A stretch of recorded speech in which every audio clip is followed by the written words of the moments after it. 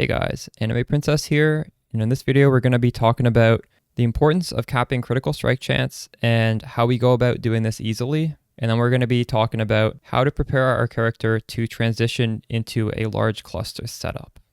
Alright, so let's talk about critical strike chance quickly.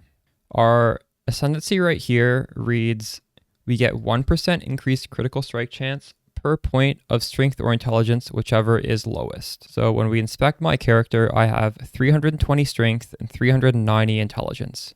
What this means is that I'm just innately getting 321% critical strike chance simply from my stats.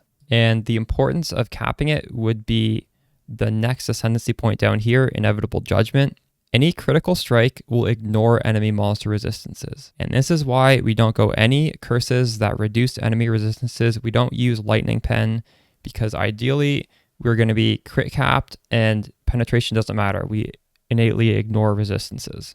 All right, so how do we cap crit easily? Well, I think it should be fairly self-evident now that we want to get some strength on our gear. So my character, my gloves, they have 40 strength. My belt, the implicit gives me strength. Well, my boot, it would be nice to have strength on here. I have dex because we need some dex for our skill gems like Sniper's Mark. Fortunately, no strength here, so that could be improved upon. The ring has 46 strength. I'm missing some strength on the amulet. Helmet could have strength, I don't have it there. So as you can see, I still have a lot of options to improve my crit, but at least I have some base value of strength on my gear. The other most important way to increase strength would be to eventually move on to the body armor craft on my playlist. Just right here, Frenzy on hit plus spell crit. Now, if we go into my path of building, as you can see right now, I'm 86% crit. Let's just take off the body armor that has the crit chance on it. We go from 86% to 66%. So the body armor alone gives us 20% critical strike chance. Obviously, there's the normal ways of getting crit, like your weapon, your shield. We get a lot of crit on the tree. But you should be mindful that the strength in the body armor play a huge part in getting all the way to 100%. All right, now on to the cluster jewel. In order to swap and take off all the points on the right-hand side of the tree, we need to be able to fix losing this 8% increased mana reservation efficiency of skills, because we want to be able to use the auras Determination, Zealotry, and Tempest Shield, which requires that we have a little bit of mana reservation efficiency. One way to do so would be to have the Eater of Worlds Helmet implicit, 7% increased mana reservation efficiency of skills. And to get that, you use, I don't have it, but it's the Eater of Worlds Ichor. Another way to fix this would be to link your Determination, Zealotry, and Tempest Shield to an Enlighten that's at least level 2, if not level 3. Now, in order to choose your large cluster, you can go over to the playlist. Again, we have Watcher's Eye and Cluster Jewels.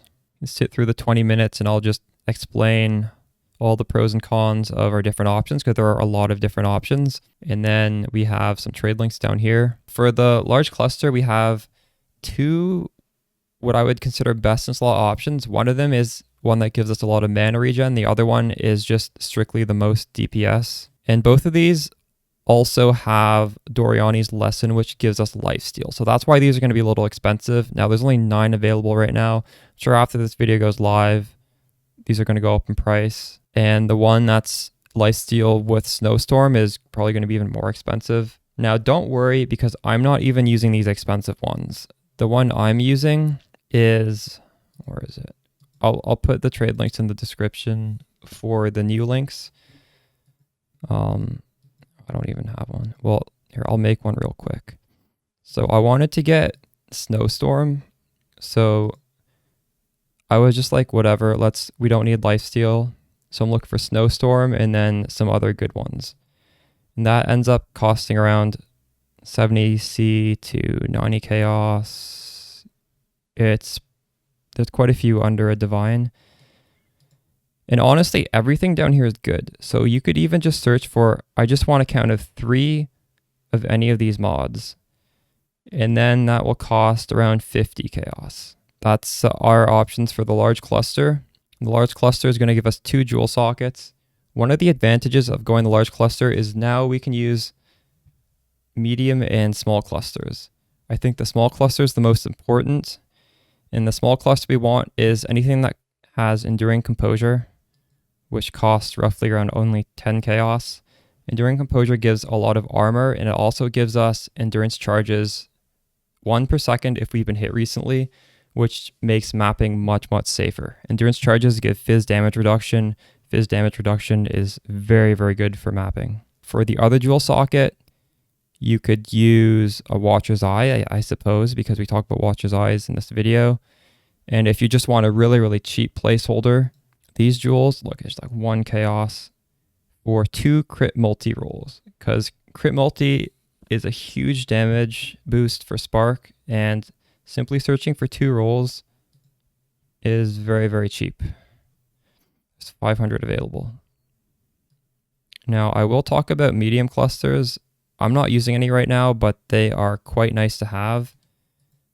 For the medium clusters, the link's right here. They're very cheap, roughly 10 chaos, and they give us an additional pierce, some projectile speed, and eye to eye is just a ton of damage. So medium clusters are very, very value in terms of adding damage to our build. I hope this cleared things up and helped you prepare for when you want to transition over to a cluster setup. For me personally, my next steps would be to hopefully get a Timeless Joule here with the Dorianis. It's in the League Start guide, I believe. And then we can just get a ton of energy shield by speccing this node. So that's my next step for me personally. Now I'm going to be live on Twitch after this video, so hopefully I'll see you there. And yeah, that wraps up this video. Peace.